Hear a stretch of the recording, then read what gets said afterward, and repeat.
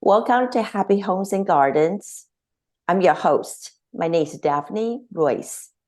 I am a real estate broker, architecture, and interior designer. Tineke Triggs is an award-winning San Francisco-based interior designer. She has been featured in many famous design magazines and publications. Her work demonstrates the best modern living in our time. Let's welcome Tineke and let her tell us about her designs. Thank you. Welcome, Tineke. Thank you for having me today. Please tell us about you and how you got started in design profession. Sure. I've been in design now for 21 years. I got into it very unconventionally. As a little kid, I was a big artist and I painted and drew a lot. That was my comfort zone. Won some art awards as a kid, some coloring contests and national contests. But when it came to going into an art field as a child, I came from an immigrant family. They came from Holland and Scotland, and they kind of raised me to try to be more in a business world. So I was afraid of kind of going into the creative world and wasn't sure how to make money with it. At the time, I wasn't aware of interior design, though I did grow up with mid-century furniture and some classic antiques. I wasn't aware of that being in a career. Just coming from a modest home, I didn't know that existed. So I went into engineering in college, operations research, which really helps me with my project management. And I went into finance and tech for 15 years. And during that time, I bought my first house when I moved back to San Francisco in the early 90s.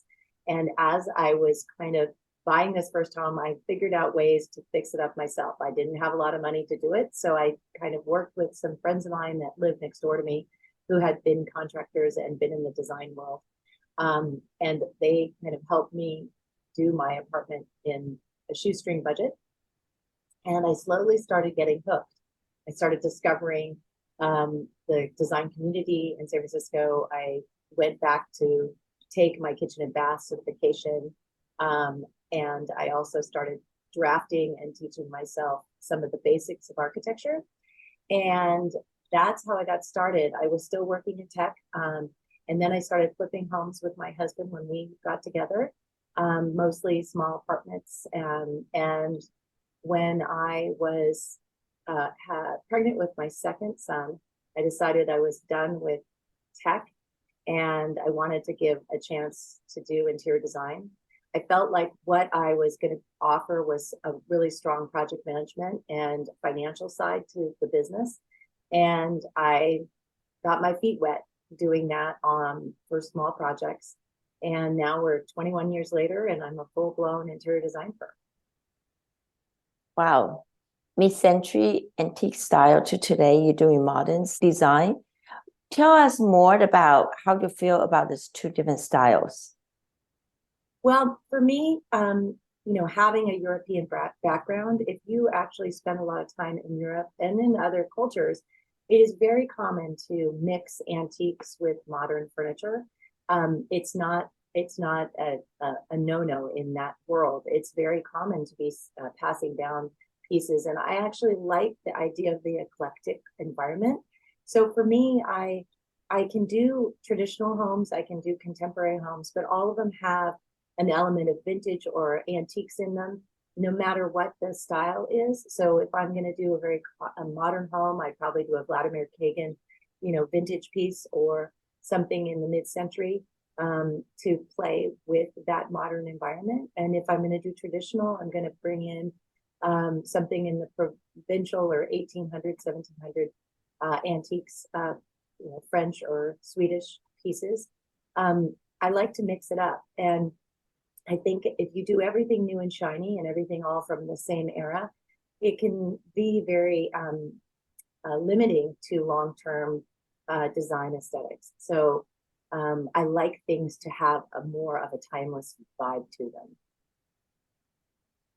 And since you're in the business for 20 plus years, What is the full service of interior design, and what kind of a customer would most likely need your services?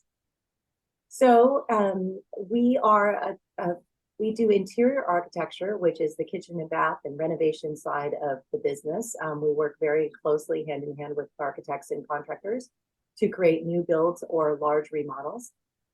We also then do all the fine furnishings and everything from the individual furniture to the accessorizing and the art. I don't want to leave out art. Art is very important to what I do. It makes the house finished. It makes the house come alive. So I don't want that to be ignored. I think a lot of people sometimes think that they can do their own design work, which, some people have great taste, but pulling it all together is what makes a successful interior design firm. When you say most likely in kitchen and bathrooms, but do you do entire house, including landscaping? I do entire houses. We do a lot of ground up work. Again, when we do ground up work, we don't do it ourselves. We do work with a team of architects and contractors, of course. I cannot do it all myself, but I have a lot of experience with permitting and design of the construction side. And we help pick out materials, everything from the railing, the windows, the door hardware, to wallpaper, to drapery, to art, to anything that has attached to the house. So it's more than just the decorating side. And I understand you do part of the hardscapes, correct? Yeah, well, I mean, that's definitely part of a home. When you have a house that's an indoor-outdoor house, like my house in Sonoma, you have a hardscape, which is the materials on the outside, and then the furnishings that go along with that, and do everything from outdoor barbecues to outdoor seating and tennis courts and pools, things like that. I again work with landscapers and other people that are more certified in those areas. I do not have a green thumb, even though I have a beautiful plant behind me that a friend gave me. I'm okay with interior plants, but not picking for the exterior. So again, teaming with the right people to make that successful is the full spectrum. Can you tell us why outdoor living is so important to people nowadays, especially after pandemic? Yeah, well, the pandemic kind of forced us to be insular, right? And so people started relooking at the interior of their home. Our business started going a little bit crazy because the people wanted to redo their physical interiors. But the problem is we don't live and breathe in our homes all the time. We need to be out in nature. We need to experience the outdoors. What's connects us to our earth. So I think it's important. Also, sunlight and any of that connection to outdoors, trees, plants, nature is balancing and resetting for us. So even in an urban environment, you need to get yourself outside to reset and to feel more at calm. I think that's actually how I balance, is going for a walk in nature, sitting underneath a beautiful like Japanese maple in the Presidio. Just walking Prissy Field to the Golden Gate Bridge and back. I mean, those are times where I get really, really connected to myself and to the world. You have designed beautiful homes in many parts of the country. Do you design space based on clients' desires, the house styles, or the nature background such as ocean, lakes, mountain, and forest? All of the above, actually. When you're designing a house, I think of it as when I first meet a client, I think of the fact that they've given me a canvas that's blank. And as I sit there and interview them, I talk to them about where they come from, where they've traveled, what they like, the architecture of the house, what the house is surrounded by. And then I start the canvas and I start the painting. It has so much to do with the people that I'm connected to and that I'm interviewing with and my clients, because each person and each family and each house has its own unique form. And my goal is to create that and make it feel like the people that are living in it, and give homage to the nature around it and the architecture, and respectfully the architecture of the home. Did you ever run into any difficult or challenge projects? Oh, of course, always. Um, I mean, challenges come in lots of different forms. We have had challenges where we have situations where we're delayed by permitting, or we are in a situation where we can't make decisions. We have a client or somebody that has a hard time visualizing, and so they really have a hard time kind of moving forward. So our job is to understand where their limits are, and how we can reevaluate that to get them to see what we're seeing. Being a visual person, I see exactly what I'm creating, how I communicate that to the client so they can also see what's in my head and what they're getting. I mean, luckily we're getting more and more visual tools out there to help clients visualize what it is we're doing. But we have, difficulties with renovation work. You open up an old house and there's so many more surprises than you think. Those things come up.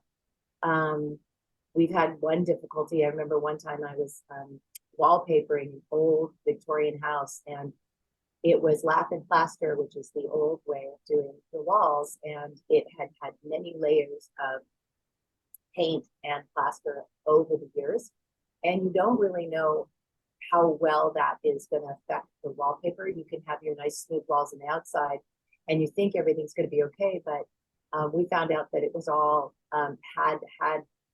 somebody had done it incorrectly at one point along the way, not our team, and they had put wallpaper and then plastered on top of the wallpaper, which so then when we put new wallpaper on top of the new plaster, we didn't know there was wallpaper below, and the entire wall folded down like a peel. Wow. Oh my God, I'd never seen that before. So we had to take the whole thing down and start over. But those kind of surprises happen in our world. And I think one of the things that our job is not just being a designer and a psychologist, but also helping the client understand that, we are here to support even when things don't go right. We're here to, have empathy for them and the situation, because this is their house and they're spending a lot of money. And so our job is to be empathetic around that and help them get through this process, which is not a smooth process all the time.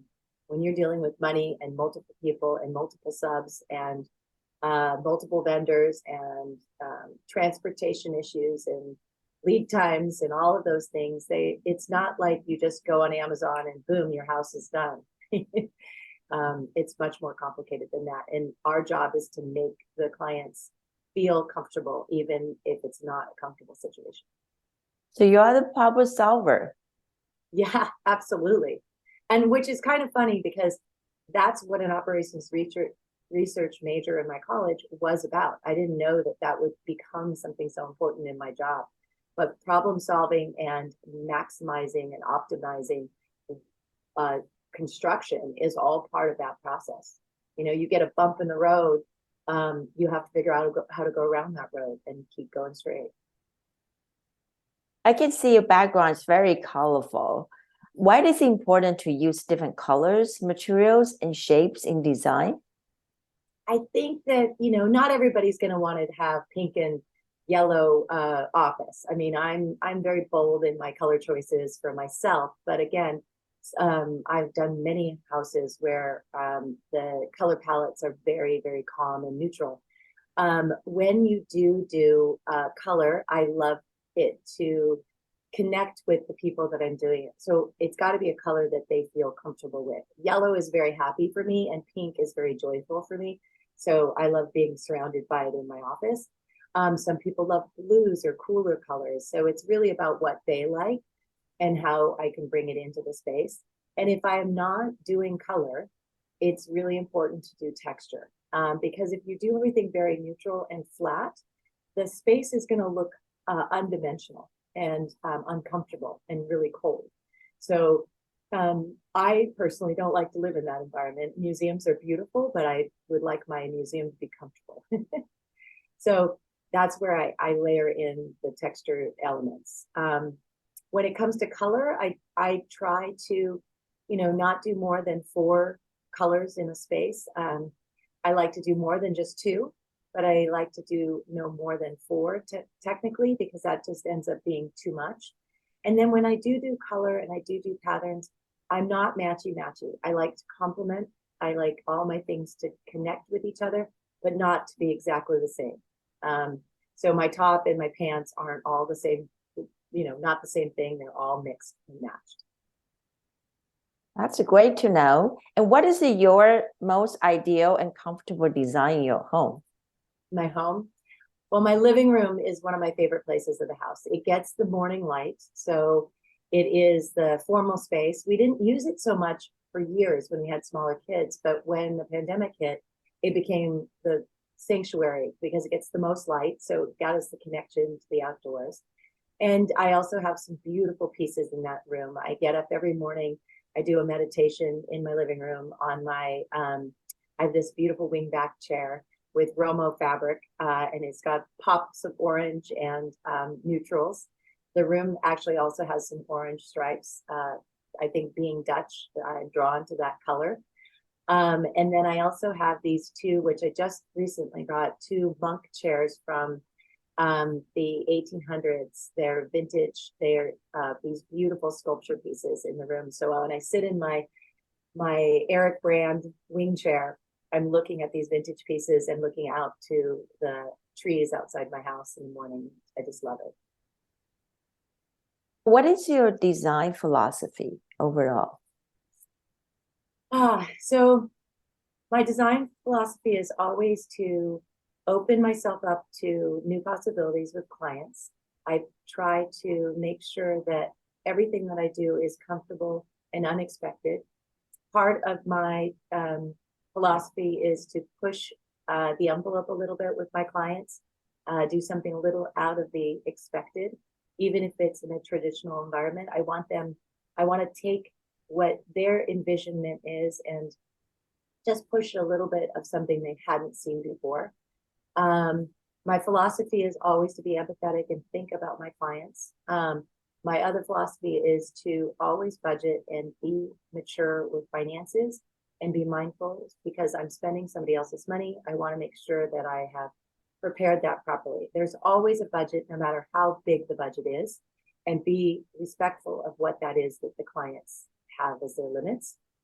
And know when not to push when I feel like somebody is outside their comfort zone, and when to give pause when somebody is not comfortable. When a client isn't comfortable with something, take a pause, take a step back, and then just hold their hand through the whole thing. And like I said, empathy is one of the most important things that we do. Just a curiosity, do you travel or visit exhibitions to find inspirations in design? 100%. I go to Paris at least once a year for a big deco off, which is a big kickoff for all the new fabrics and vendors. I love traveling to Mexico. I love going to Spain and back to Holland. I'm always looking to go new places. I spent a year in Southeast Asia, South Pacific. I'm just completely drawn to those cultures. I spent a month in Africa and did a bike trip and climbed Mount Kenya, completely enamored with the African culture. There's lots of other places I still haven't gone that I'm dying to go to. And I think that part of as my maturity is learning about history of cultures and art and furniture. It brings me closer to learning more about those things. And the only way you can really learn it, just like learning a language, you have to go and experience the culture. So that's part of what I like to do as well. I also love finding antiques. It's somewhat hard to find great antiques online. You have to really know what you're getting. The more experience I have, the more vendors I have, then I can go back to those vendors online once I've been there. But there's some great places all over the world that you can get beautiful antiques, and I love to physically experience that myself. What is still on your bucket list, places that you want to visit? I've never been to Japan. I'm dying to go to Japan. So I think that would be an incredible experience. My husband has spent a year there, and I have not. I've never been to Brazil or Chile. I'd love to go down there. I haven't been to Prague, which is like the Paris of the East, or St. Petersburg in Russia. I've never been to Morocco. So there's lots of bucket lists still to go. Okay. Well, I'm sure you will go there soon. Yes, I will. I'm sure I will. Your book, Design Mythology, just came out in early October. Please Yeah. tell us about your book and what inspired you to write this book. It was on a, it was one of those bucket lists that, like, if I could have what I do and how I got here in writing and for someone else to experience, I really wanted to do it to share with people the process of how I got to where I did, and that with passion and hard work, you can do pretty much anything you want. I do believe that strongly, that if you're really passionate about something, that you can actually create it. It's about 5 to 8 years worth of my work in the book. And I was very blessed to meet the two authors that worked to write the book. I'm dyslexic, so I didn't actually do the writing except for the intro. But I worked with Heather and Chase, who are the authors of the book, and of course Gibb Smith, who published the book for us, to create it. And it was a passion project, and such a joy to have people be able to interview me and write my words in an eloquent way. I think what's great about my book is it's a huge breadth of different types of projects. So I think it'll appeal to a lot of different people. And I think that it's fun and playful, and it's really well written. So it's not just a pretty coffee table book. I need to get that table book. I need to see what you have done in the past in design. Yeah, it's fun. It's a great breadth of all over. Yeah, so it's a good book, I think. Can people get that book locally, or have to go order from the Amazon or somewhere? Well, there's lots of local bookstores. Love to support the local bookstores. If they don't have it, they can order it. You can buy it straight from Gibb Smith website. If anybody's interested, there is a Black Friday sale that they're for 2 days only. Thanksgiving and Black Friday, they're doing a 50% off their books, and my book is going to be on sale for that time. Very short period. You can buy it from a lot of local bookstores here, but also Anthem. I'm here in San Francisco. There is some stores in Marin. Also, Anthem carries it there. There is Themes and Projects, which is an art gallery, is carrying my book, and I've signed the books for them. But there's lots of other places that you can look to find the book. Just Google Design Mixology, you'll be able to find it. Great. And how do people contact you for your services? Any way they want. So they can get me through my name, and they'll find my website, Tineke Triggs, TinekeTriggs.com. And they can also contact me through Instagram. I do my own Instagram, so I am the person managing that. Or they can email me at TinekeTriggs.com. So either way. Great. I will add your links to this interview. Perfect. Thank you so much.